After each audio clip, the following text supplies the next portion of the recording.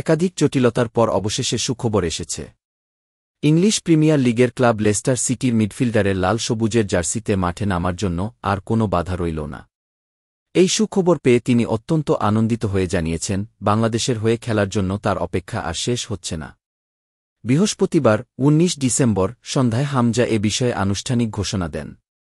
Bangladesh football ফেডারেশনের সভাপতি তাবিথ আওয়ালও বিষয়টি নিশ্চিত করেছেন। বাংলাদেশ ফুটবল ফেডারেশন বাফুফে বৃহস্পতিবার এক সংবাদ বিজ্ঞপ্তিতে জানায়, হামজা এখন থেকে জাতীয় দলের হয়ে খেলতে পারবেন, যিনি লেস্টার সিটির হয়ে ইংলিশ প্রিমিয়ার লিগে অংশগ্রহণ করছেন। বাংলাদেশ ফুটবল ফেডারেশন আশা প্রকাশ করেছে যে, হামজা চৌধুরীর অন্তর্ভুক্তি দেশের ফুটবলের নতুন প্রজন্মের জন্য একটি অনুপ্রেরণা হিসেবে কাজ করবে এবং আন্তর্জাতিক পর্যায়ে বাংলাদেশের সাফল্যের সম্ভাবনাগুলোকে উন্মুক্ত করবে।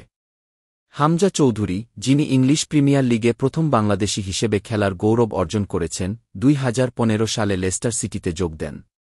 পরবর্তী বছর তিনি বার্টন অ্যালবিয়নে ধারে খেলতে যান এবং সেখানে ২০১৭ সাল পর্যন্ত কাটান। গত মৌসুমে ২৬ বছর বয়সী এই ফুটবলার ওয়াটফোর্ডে ধারে খেলেছেন। হামজার লেস্টার সিটির সঙ্গে ২০২৭ সাল পর্যন্ত চুক্তি রয়েছে।